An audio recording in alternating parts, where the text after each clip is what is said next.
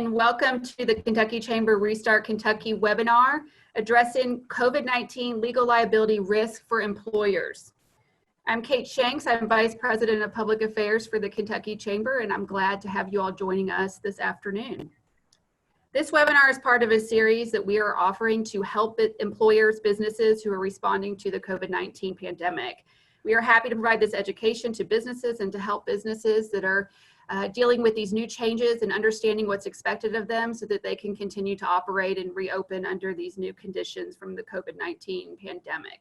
This is definitely a difficult time in Kentucky and across the nation and the world. And so we really want to be a resource to businesses to help you navigate this rapidly changing environment that we find ourselves in. I want to thank our sponsor for the webinar series, the Kentucky Community and Technical College System. They are a wonderful partner of ours. They work with us quite a bit on so many different issues, and we're so happy to have them as a sponsor of this webinar series and have them engaged in so many issues that we work on. We have a really great panel of experts joining us this afternoon, and I'm excited to introduce everyone. Joining us today, we have Cindy Effinger, who is a member with McBrayer Law Firm. We have Jay Engel, a member with Jackson Kelly. We have Kelly Holden, partner at Dressman, Benzinger, and Lavelle. And we have Nathan Morris, who is the Vice President of Legislative Affairs with the U.S. Chamber of Commerce. Also moderating this afternoon is John Crockett. He is the General Counsel with LG&E and KU. So we have a great panel this afternoon, and I do want to encourage everyone, if you want to submit questions throughout the discussion, you can use the chat box, you can use the Q&A feature.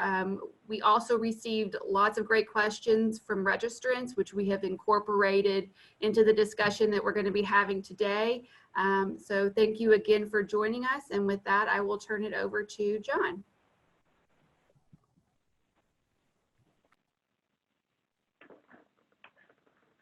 Okay, thank you very much. I'm John Crockett, and I appreciate being a part of this panel. I'm looking forward to moderating the excellent panelists we have. We've got some subject matter experts that I think you'll learn a lot from.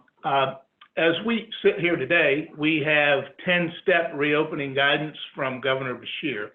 And yesterday, the governor released additional minimum requirements for businesses as the May 11th phase 1 reopening approaches. But the situation does indeed remain fluid and uncertain, with many details yet to be ironed out. So today we're going to do our best to help you implement the guidance and anticipate some of the practical challenges that we all will face. A quick note about what we won't be covering today, what we will not cover. Around the country and here, there are bubbling questions and some pending actions regarding constitutional limits, interstate commerce, the extent of executive power and enforcement, and the like. All of that is going to work itself out in due time, but we don't plan to address those issues in our relatively short window of opportunity with you here today. In advance, I'd like to thank so many of you for the excellent questions that you have submitted already. And we won't be able to answer all of those, but we've done our best to try to group them categorically into what generally are three topical areas. They are, first, how do I develop and implement the guidelines? Second, what are my legal risks related to potential COVID-19 exposure and following the guidelines? And third, what are my legal risks related to my own employees with regard to leave and phased return to work, pay, etc.? So those are the general categories that your questions tended to fall, and I hope that we get to the ones that are most important to you. And with that, I'm going to turn over some specific questions to our team of panelists. And I thought we'd start with a general understanding of the governor's 10 rules to reopening and identify some factors to consider. And I'm going to ask Jay Engel to kick us off with some high-level summary points there. So Jay, if you take that one. Yeah, be glad to, John. I think most people have seen these. They came out about a week ago. I'm going to put them on the screen here. But these are the 10 rules to reopening that the governor put out. I would describe this as a really good starting point. Use it as a starting checklist of topics. There's been a lot of discussion, a lot of these, several of them focus on reducing contact among people, social distancing practices, how to manage your common areas, whether that's conference rooms, in-person meetings, break rooms, your kitchen, do you use the common refrigerator? Others are related to like a phased return to work. A common theme has been encouraged continuation of telework, consideration of how you bring back people in phases. Do you do it by work teams? Do you do it in segments or shifts? Perhaps consider staggering start times or shift hours. And then yesterday, as Kate mentioned and John did, we got some additional guidance from the governor that's a little more specific. And we don't want to read all of those to you, obviously, but I do want to make sure everybody knows where to find them. On my screen, it should have the website for you. And make sure there's 2 documents on this page that you need to look at for your business. One where the arrow is the minimum requirements that apply to all businesses. And those give some additional guidance on the 10 steps. And then for particular sectors that have been allowed the business to open, on the right side, there's a separate document for your particular area, whether it's construction or vehicle dealerships, office space, professional businesses. Each of those might have more tailored requirements. As we mentioned, these are fluid. You'll even see some of these change from the initial 10 steps. They certainly provide some guidance. There's still lots of questions. My guess is as they're implemented, some problems will arise with implementation and they may change further. So continue to be diligent, check back here, check back with CDC, OSHA guidance, continue to monitor changes and be willing to adapt.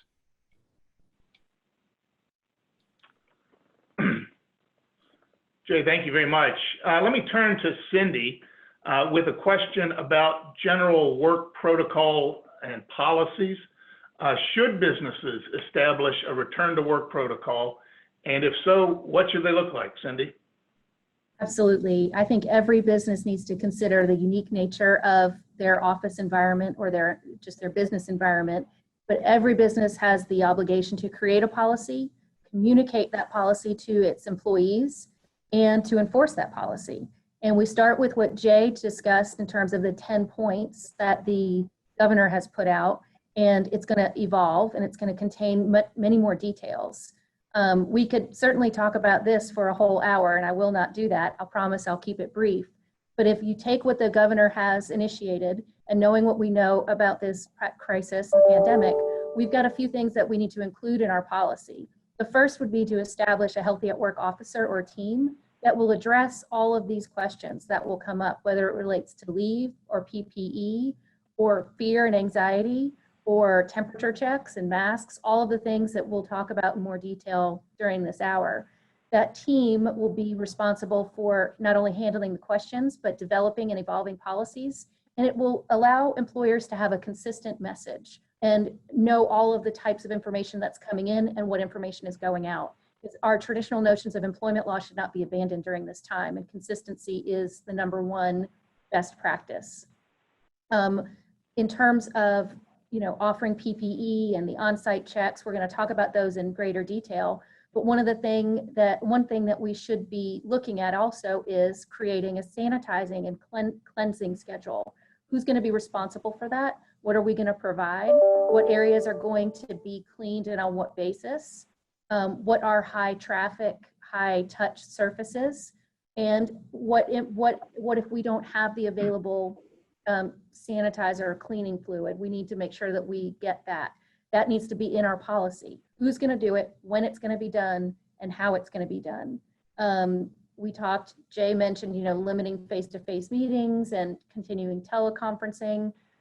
Every industry is different. We as lawyers have things like depositions and mediations. Those would be handled differently than perhaps sales meetings. So we all have to find a way to enforce our social distancing with respect to the unique aspects of our business and put it in a policy and communicate it so that we can determine, everybody knows the starting points. So like I said, there's a lot to talk about here, and since every business is different, those are just some of the high points. Having the team, creating the cleaning schedules, creating the expectations for social distancing, and creating and communicating policies with regard to how you are going to enforce those and how you're going to create a safe environment for your workers. Cindy, thank you. Jay, what about the risks generally of reopening? What are the types of actions that you think we may see? We'd like not to, but what might we see out there? Yeah, John, I think you'll see two big picture categories.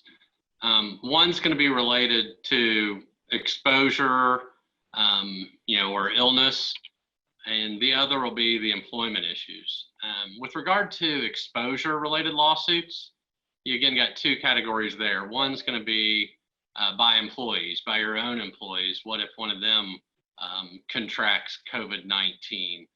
That's the lawsuit up in Chicago, the Walmart employee who contracted COVID-19 and unfortunately died, and a lawsuit's already been filed against Walmart there, saying that it didn't take the necessary precautions, and a wrongful death case was filed. Then you could have some by customers as well. There's one filed way back in March against Princess Cruises out in San Francisco. Now that's a pretty unique situation where a large number of passengers contracted COVID-19, but you could see a similar situation with a retail business or even office-based business that have guests. Then there's the lawsuits related to employment issues, how you manage your own employees. There are obviously new leave rules under the FFCRA, the emergency FMLA, traditional FMLA. I expect you're going to see a lot of timekeeping and wage claims with people teleworking, with people having their job duties shifted, or exempt employees all of a sudden doing non-exempt type work. They're probably not overtime claims, but there could be discrimination and bias claims. Are people treated differently based on a protected class when you start bringing people back and phasing them in? And then, accommodations under the ADA could certainly arise as another type of employment related lawsuit.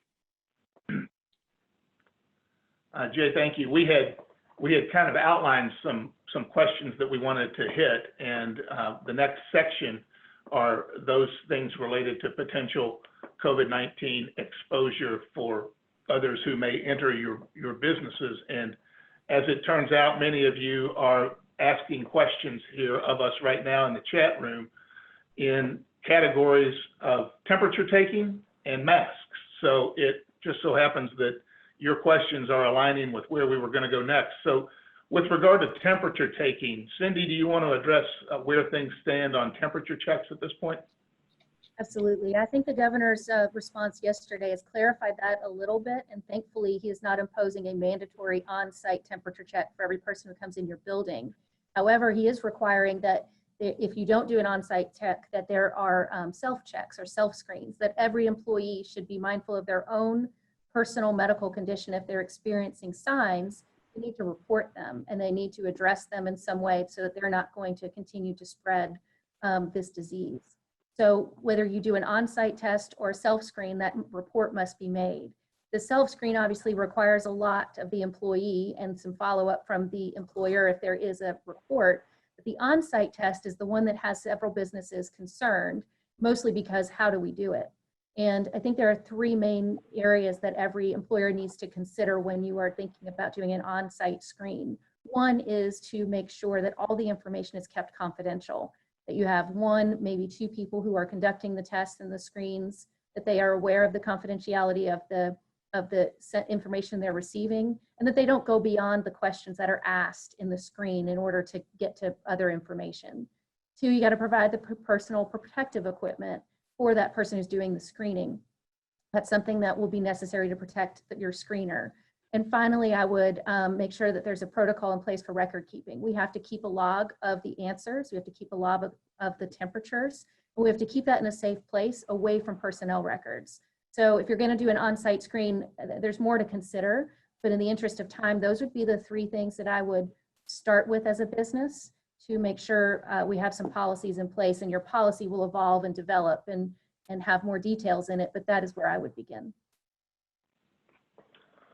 Thank you.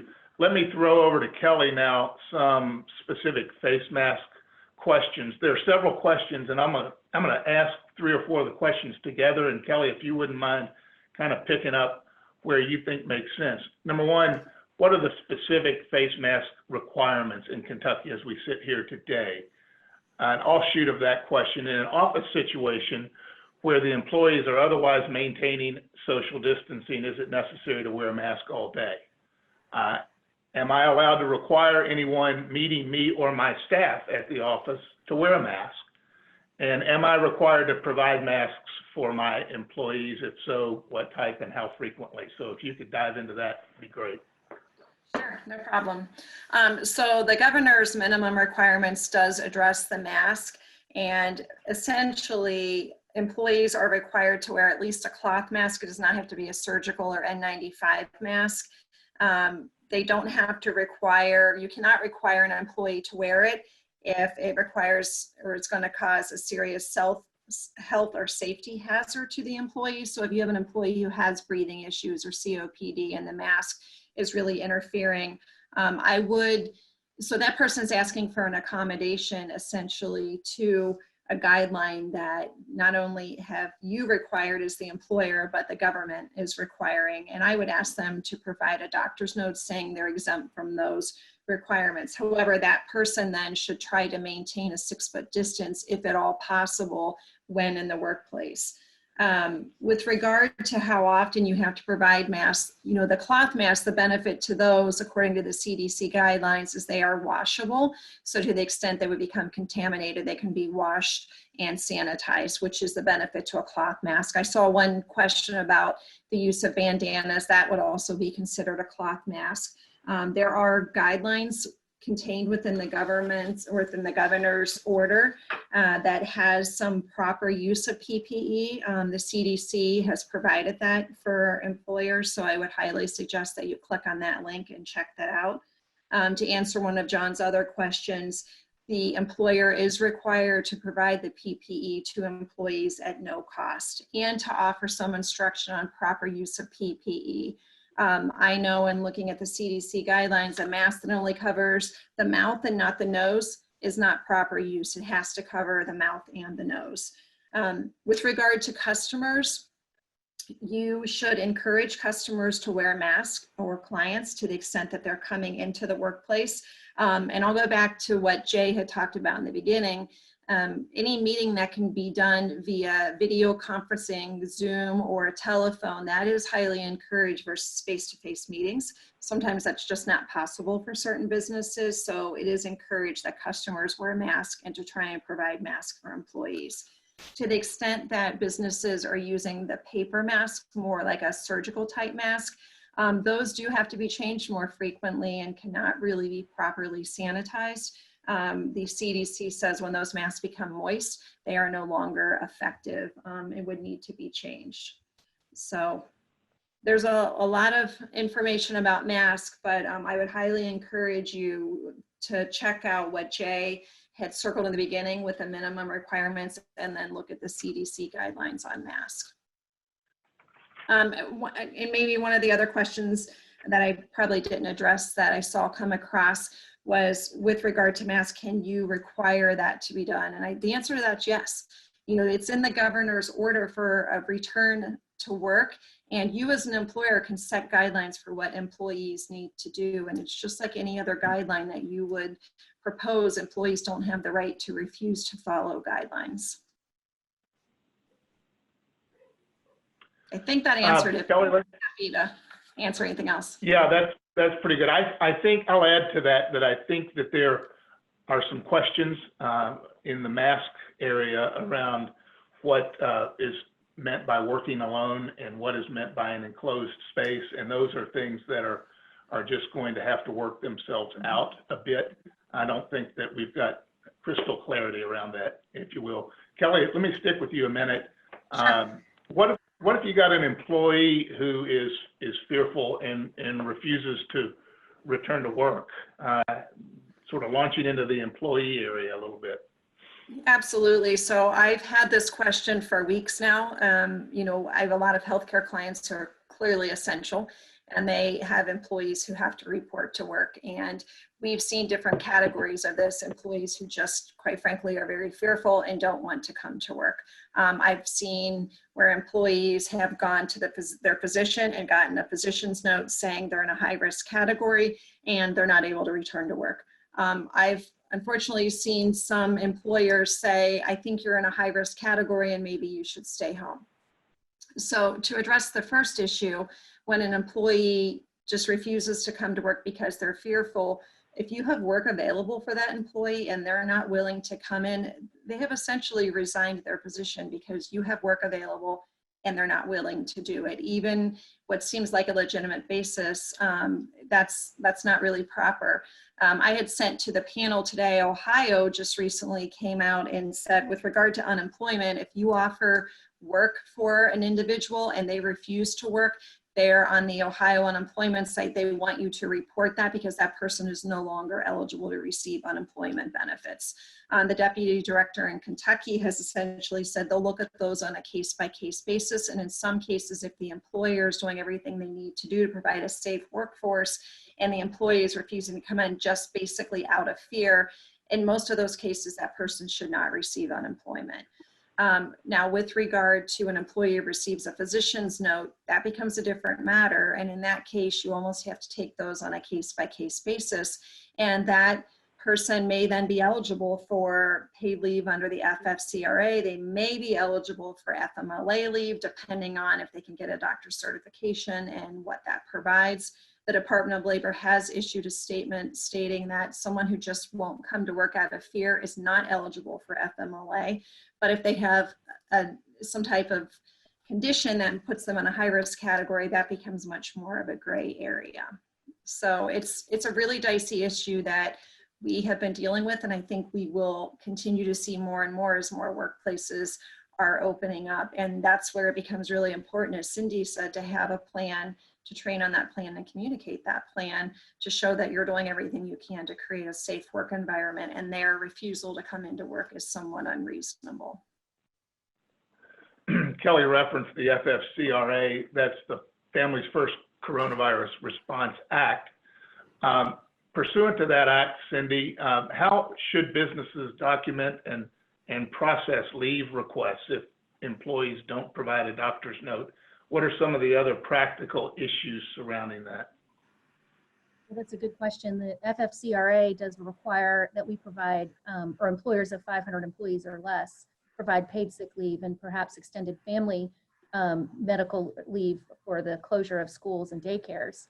And what it doesn't require is a doctor's note for the paid sick leave, which puts employers in a pretty unique position, because under every other aspect of our business, when someone needs an ADA accommodation or FMLA leave, they always get a doctor's note. And under this law, you're not required to get that doctor's note. So it puts employers in a bind. And like Kelly said, there are a lot of people coming in saying, I'm fearful, I don't want to come in, or they say they have an underlying condition, but don't really provide the documentation for it. So the reason for the documentation ultimately is for your tax credit. So if you were to be audited as a business, you would have to prove that you gave this leave under the right circumstances, because there are only 6 triggering events for the paid sick leave. So without those triggering events, you would not otherwise be entitled to the credit. And if you're audited in the years to come, that could certainly be a problem. Otherwise, we are relying on our employees to give us truthful and candid information. So when an employee comes to you and says, I need this leave, we need to be able to ask the questions we would otherwise ask. What's the leave for? Is it for yourself or another? Because that triggers a different level of paid leave. Have you been told to quarantine by a provider? If they have been told, maybe it was a virtual visit, because we've still been doing a lot of those until recently when healthcare facilities opened up, you might not have a physical piece of paper. In that case, I would have the employee provide you with the name of the provider, the number of the provider, and perhaps the business name. so that at least you did your due diligence to show that you did what you needed to do to get that tax credit. We also highly recommend that if you don't already, that you have a form in place that is universal and used for every leave request. And if an employee wants that leave, they fill out the form, they check the appropriate box, and they provide the information that's necessary with regard to the provider. The same would be true under the Families First Act for the extended family leave for the lack of childcare.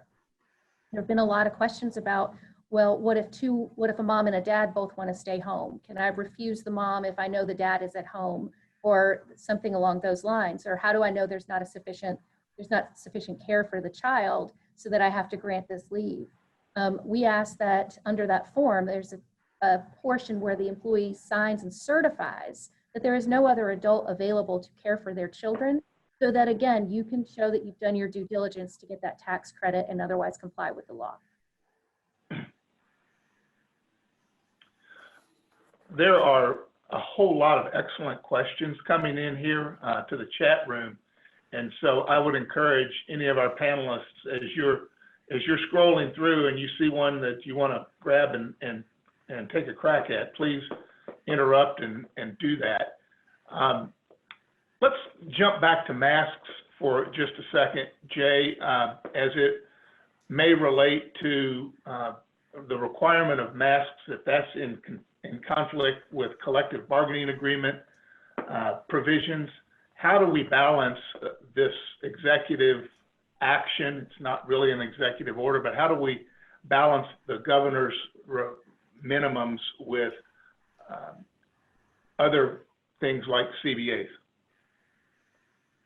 Yeah, John, that's going to be one of the tough ones, and it's obviously going to be specific to your CBA. The CBA itself might have some language about executive orders, government actions, when they might take precedence, which then raises the question you just did, and I see several of our participants have, of, is this the force of law? These are recommendations, they're written like requirements. Are they in an executive order? To my knowledge right now, they're not in an executive order. They're not in an administrative regulation. They are written with strong language, recommendations. I would encourage, just from a liability point of view, if there's a lawsuit against you, you're certainly going to be held up to these standards. I think any employee or customer's attorney that sues you, if somebody contracts COVID-19, they're going to start with, what was your plan? What policies did you have in place? And then start comparing them to the governor's guidelines, to the OSHA recommendations, to the CDC guidelines.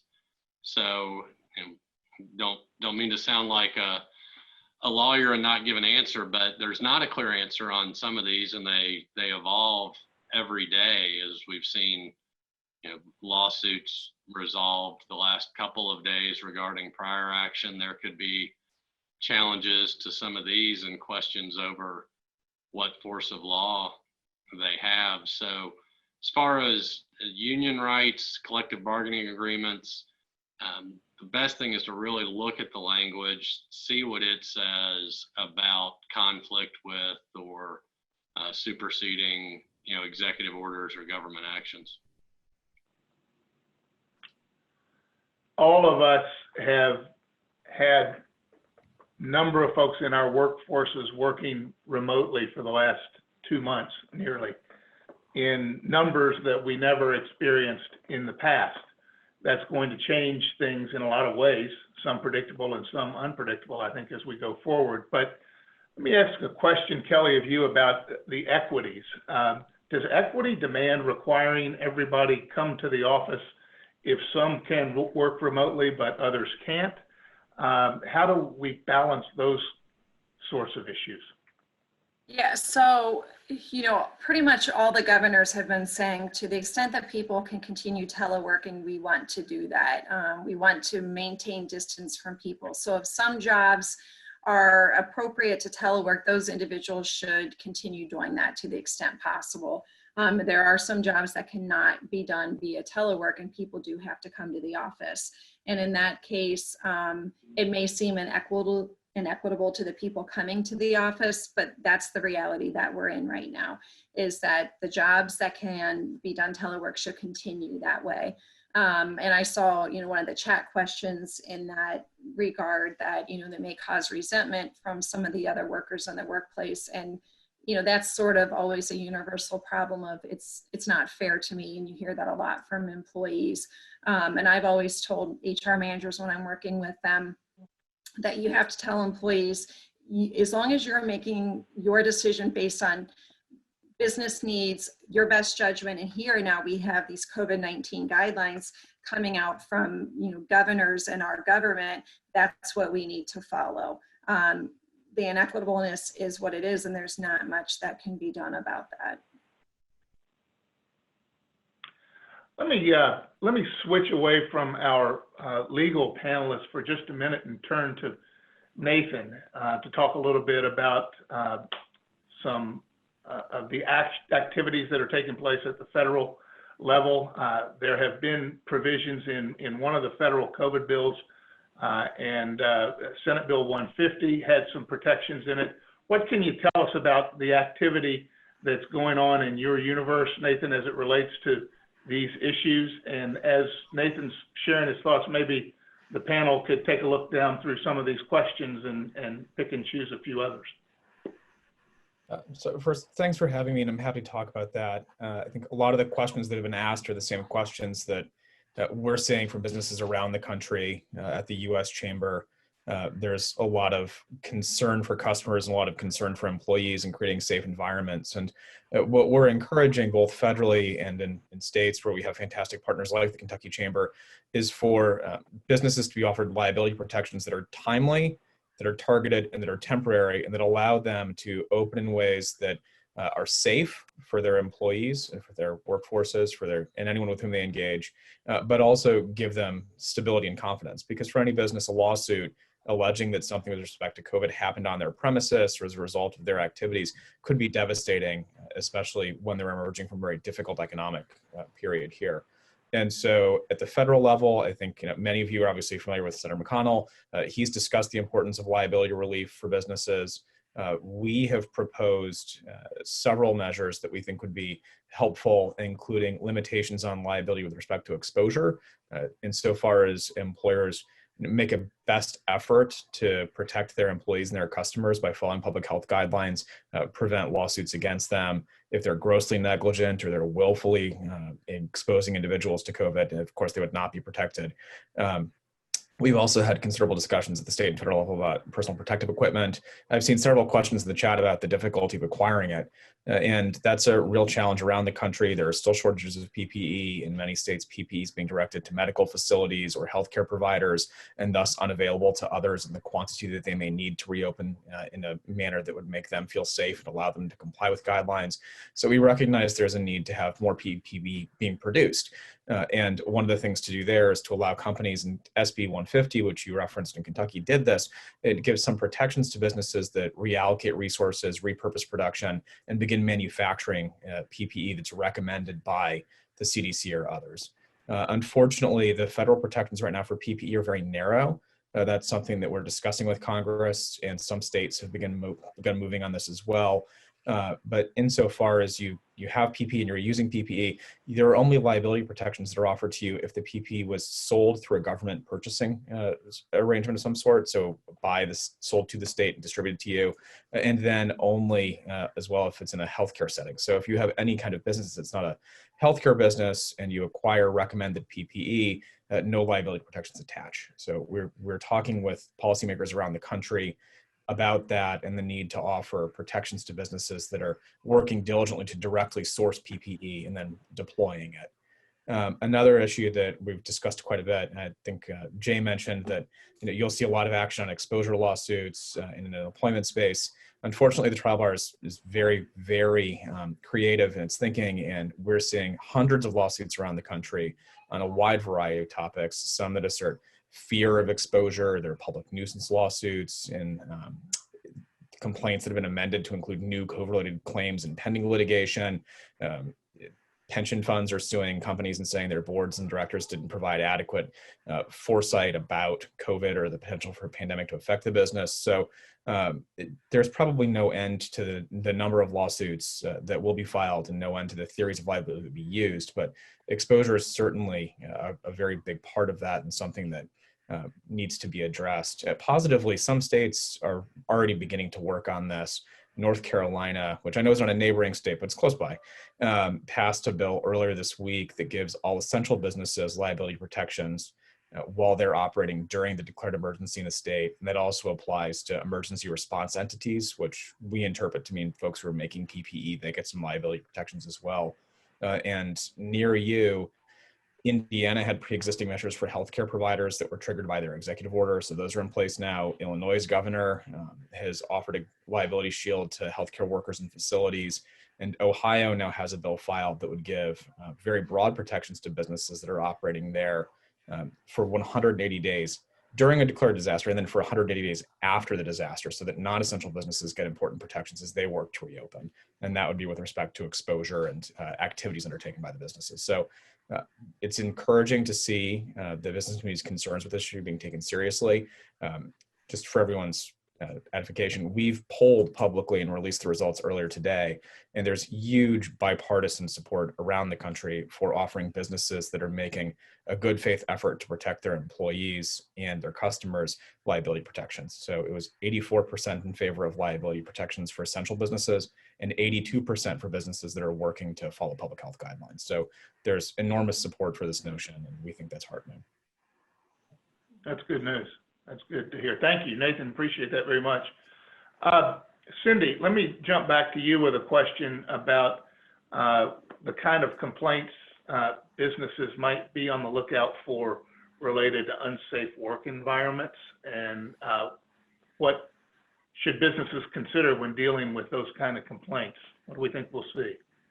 Yeah, that's actually a good dovetail to what Nathan just said about employer protections. I think, you know, what I have been seeing with discussions with our clients is there's a lot of compassion on both sides, that everybody wants to do the right thing. But businesses are having to balance doing the right thing with addressing the fears and anxieties of their workers. And some of them are reasonable and some are not. And so you take that and you put that against all the different laws. And like Nathan said, and I think Jay may have alluded to as well, there are lawyers that are ready to bring these claims and to test them, and for employers that may not have been following the right guidelines or implementing the right policies. So where do we look? The first place that we're seeing claims is OSHA claims for an unsafe work environment, that the employee is claiming that there's some unsafe environment that would require that the employer take some steps. All that is required under OSHA is that it's reasonably unsafe. In that respect, if you have your policies in place, you've communicated and you've trained, then you're going a long way to protecting yourself from a claim that you've provided an unsafe working environment. With that though, you've got the National Labor Relations Act. That act allows for a good faith belief that there's an unsafe work environment, and it applies to all workforces, not just union workforces. And in that regard, it requires 2 or more people to join together in concerted activity to protect terms and conditions of work, including safe work environments, or 1 person to speak on behalf of a group. And if that happens and they have a good faith basis, you can see a claim under the National Labor Relations Act. Now, this gives employees many different avenues and laws to attack an unsafe work environment. We're going to see claims through the labor cabinet where someone is going to say, my cubicle neighbor's not wearing her mask, or she's showing signs of a fever, somehow exposing me, or you're not enforcing the guidelines that you have put in place with respect to this employee, and I now feel unsafe. Now you have to worry about, are you going to take disciplinary action about the complainer? Is there any disciplinary action that is taken against the complainer that's completely unrelated, such as, poor work habits, absentee, tardyism? But by making that complaint, they're protected from retaliation. We've got retaliation claims all over the board that are still in place, and we have to address each of these new complaints against those relate to the COVID crisis against the retaliation claims. And finally, I'll just mention that we've got the traditional and FMLA issues to consider. We have been in the past. I'm sure each one of the businesses on this call today has addressed an issue that an employee has requested an accommodation under the ADA to work from home. And the response has been, it's not feasible. We don't have the proper technology. I need you on site. It's not practical. Well, for the past 2 months, they've all been working from home. And I bet a good percentage of us on this call have written an email or two saying what a great job everyone has done working from home. And that will be Exhibit A when in the future we have an ADA claim and we say we need to work from home and it is denied. So there are a lot of different laws that come into play, not only in the current crisis when we're talking about OSHA or an unsafe work environment. Jay also mentioned potential workers' comp claims if you are engaging in willful or grossly negligent activity. You don't have those policies in place. But also we have to think about when this crisis dies down, we have the ADA and FMLA to consider as well, and how what we're doing now affects those claims in the future. Speaking of workers' comp claims, let me go back to Kelly. What happens if one of us were to have an outbreak at work, employees become sick? How do you envision the Kentucky workers' compensation scheme addressing those kind of claims? Yeah, so Kentucky had issued a statement with regard to workers' comp. It was a little more related to healthcare workers, but saying that, you know, claims where it can be proven that the outbreak was caused at work would be covered under workers' compensation, and there would be some protection for that. So, and I saw one of the questions earlier, how do you prove that someone contracted at work versus contracting it at the grocery store? Well, if you only have one employee who tests positive, that becomes really difficult to prove that. If you would unfortunately have multiple employees who all test positive, then it becomes much more reasonable and likely that that got spread throughout the work environment and individuals contracted it at work. So it appears, you know, and in a traditional sense, pre-pandemic, when someone receives either an illness or an injury, and we're used to seeing more injuries that cause work comp claims than illness, but illness is part of that workers' compensation statute, that is covered under workers' compensation. In this pandemic environment, it's been a little bit different because it's hard to determine where that person contracted it. But there is certainly the potential, depending on what the facts are, that workers' compensation will cover it. From a practical standpoint, though, you know, workers' compensation traditionally pays 2/3 of an employee's salary. And if I'm the employee right now, I would much prefer to go on unemployment, depending on what my salary is, than workers' compensation, because I can get, you know, potentially whatever the Kentucky benefit is, plus the $600 federal supplement. And for workers, particularly some of the lower wage earners, they're going to make more on unemployment than they would make either working, and certainly more than they would make on workers' compensation. So all those factors are going to come into play as we, you know, potentially start seeing more people become affected by COVID-19 and have diagnoses. I could just add briefly, the federal level, we've been discussing this with the Department of Labor, and you should within the next few weeks, we expect to see guidance that will show how employees, even if they're not actually separated from an employer, can qualify for pandemic unemployment assistance. So if someone is quarantined or otherwise has to leave the workforce temporarily because of COVID, they actually do qualify for federal assistance that can be substantial. Thank you. Jay, I think you have been canvassing some questions and focusing on several additional temperature questions. Give us some further thoughts that you may be having in response to those. Yeah, John, temperatures and health screenings has been one on everybody's radar, I think, since the initial 10 steps to reopening came out. And if you remember, it actually said on-site temperature and health screening checks in the graphic that first came out, which raised a whole host of concerns for a lot of us. For larger workforces, just as a practical logistical matter, are you going to have lines of people at the beginning of the shift waiting to have their temperature checked? Who's going to take the temperature, which raises some serious questions. You know, at my office, is it our receptionist, who is by no means a trained healthcare worker? Are you putting that person at greater risk? Are thermometers reliable? All of those types of questions arose, which are legitimate questions that there are some competing interests. And it was, I think several of us were pleased to see a little more flexibility when the more specific guidelines came out yesterday. I'm going to try to put them up here. This is from the minimum requirements on the governor's website, but you'll see on daily temperature and health checks, they're still required that you must have daily temperature and health checks. But then it says these may either be self-administered or administered by the business prior to workplace entry. The self-administered tests can be performed at home.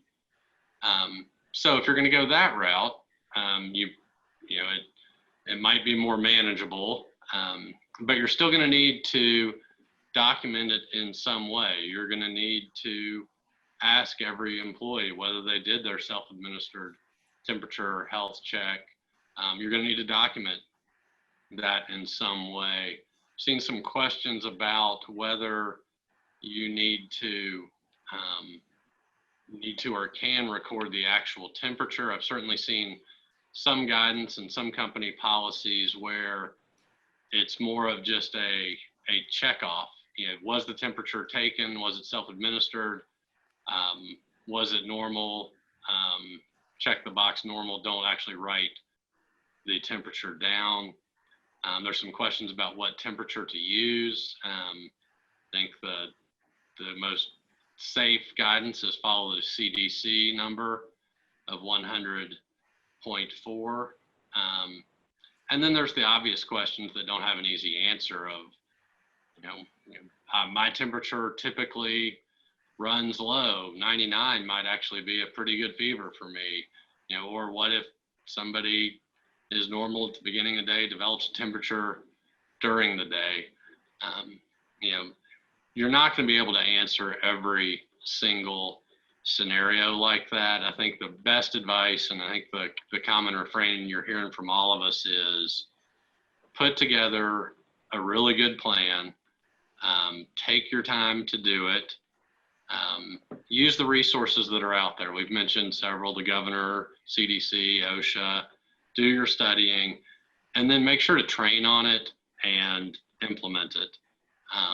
That's going to be the best protection for you, is to be deliberate, have a plan, follow it, and continue to follow it and be willing to adapt and make sure it's communicated to your employees.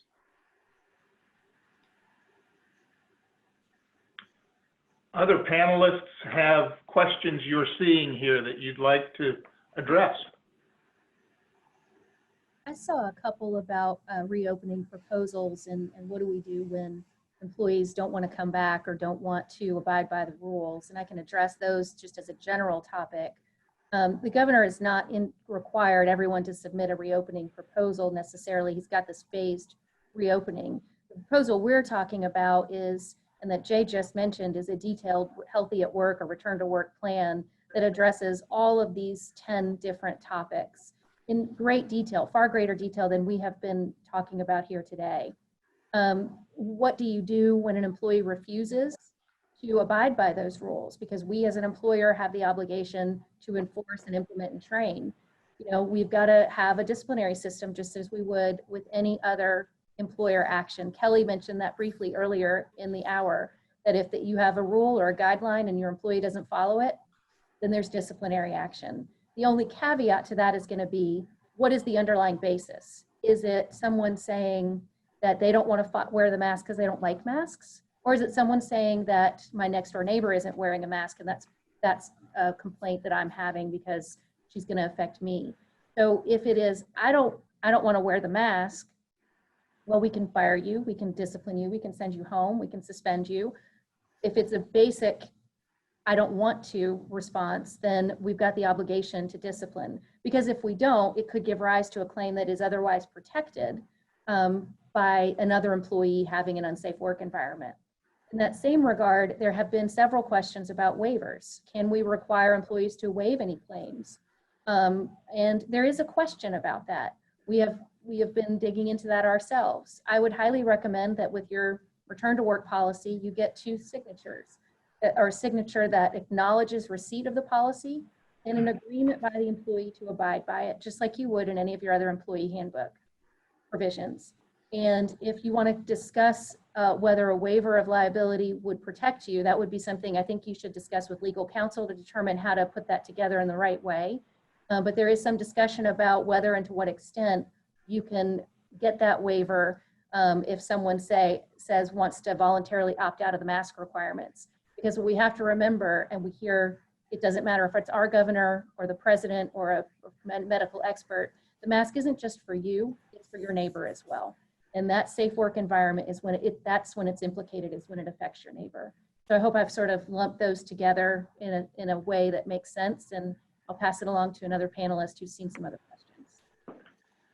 Yeah, I'm happy to take some of the questions with regard to the unemployment claims I'm seeing. And like I had said earlier, Ohio did establish a module on their website for reporting employees who refuse to come to work. I checked the Kentucky website this morning. There is nothing similar to Kentucky. Kentucky does, however, have a phone number to call for what they consider a fraud claim, and this will sort of not quite fall into fraud, but you have someone who you've made an offer of work to and they've refused. And under the Kentucky statute, similar to Ohio, they should not be eligible for benefits.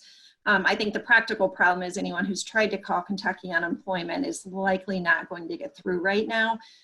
So what I would advise people to do is try to fax to Kentucky unemployment. Their fax line is still open, or essentially just, mail something the old-fashioned way, that you have offered this person a position, offered to bring them back from furlough, and they've refused that reasonable offer of employment. And I saw another question with regard to they're getting claims for people who haven't worked for you for 20 years. We're starting to see that more and more, that people are just applying for unemployment and maybe you were the last employer and it's been several years ago. So you should receive that fact-finding form, that 412 form in the mail. I would encourage you to fill that out to the extent that these individuals are not eligible for unemployment. They haven't worked for you for a long time or things of that nature. When this all first started and some of my clients were furloughing large groups, any employer of over 50 employees who furloughed more than 15, they were supposed to e-file those claims to help facilitate that process for a large number of employees who were furloughed. And then that sort of streamlined the system because it wasn't going to be a claim that was contested. So, that should hopefully help with some of it. I also saw one other question about positive tests for employees. It has been encouraged that when you have a positive test, that you inform other workers in the area that an employee tested positive. You are not permitted to provide the name of that individual, but to tell them that there was a positive test. It sort of puts them on a little higher alert that they potentially were exposed to an individual who tested positive. And it is recommended that to the extent possible that you do shut down the business and do a deep clean and sanitize the area if at all possible, because we all know this virus, part of why it's so contagious is it does live on hard surfaces for some period of time. So that should hopefully be cleaned. We just had that happen at the courthouse in Cincinnati where our federal marshal tested positive and they shut down the courthouse for a number of days for that reason. So it answers some of the questions I've seen, but we've had some really great questions today. These issues are complicated enough for anyone who operates only in the state of Kentucky. Kelly, you're kind of uniquely situated in this group because you have offices in Ohio and Cincinnati and Northern Kentucky. You've got an Indiana law license. And so it's like many people on this call and many of our attendees, I'm certain, it's complicated to try to balance all of the different guidance from state to state, even neighboring states. So any general commentary on how to sort of manage that set of difficulties? Yeah, I was just kind of bemoaning to the group before this that I'm constantly having to remember, is this Ohio or Kentucky's rule? And then we have Indiana because we are in that tri-state area. And even though the governors initially said they were really going to get together and be very similar, they're not. So the guidance and the reopening is very different. Indiana's been much more liberal. Kentucky's sort of in the middle, and Ohio's been a little more stringent on the reopening guidelines. So if you do have offices in different states, really make sure that you're familiar with all those various guidelines and you're following the guidelines per your state. When Cindy said in the beginning to develop a plan, I can't stress that enough. She's absolutely correct. But make sure your plan is appropriate for whatever state that office is in. And if you have offices in multiple states, your plan may look a little different depending on what that state guideline is, because that's really where you need to default to. Nathan, before our hour expires, is there anything else you'd like to add from our nation's capital? We appreciate the great work the Kentucky Chamber's done on liability issues in the state, and obviously there's a lot being done to help businesses prepare to reopen. I would encourage those who are concerned about these issues to be vocal, and your voices are being heard. Other states are, businesses are calling their members of Congress and their senators and letting them know that liability issues are a concern for them as they look to reopen in addition to others. And that always helps. Your voice does matter. So please work with Kate and the others at the Kentucky Chamber to be included in that process and be heard. And if anyone has questions, feel free to send them to Kate and I will do my best to answer them about federal policy issues. Thanks so much for including me. Yeah, thank you for being a part of this. I'd also like to offer my thanks to all of you attendees for being with us here today and for asking so many excellent questions. I wish that we could have dealt with them each individually, but I hope that you've gotten something out of this. The easiest job of the group has been mine to moderate a collection of experts in their respective fields. So Cindy, Jay, Kelly, and Nathan, thank you very much for your excellent contributions. And to all of you, we hope all goes well for you and carry on. So thanks for being with us. Thank you.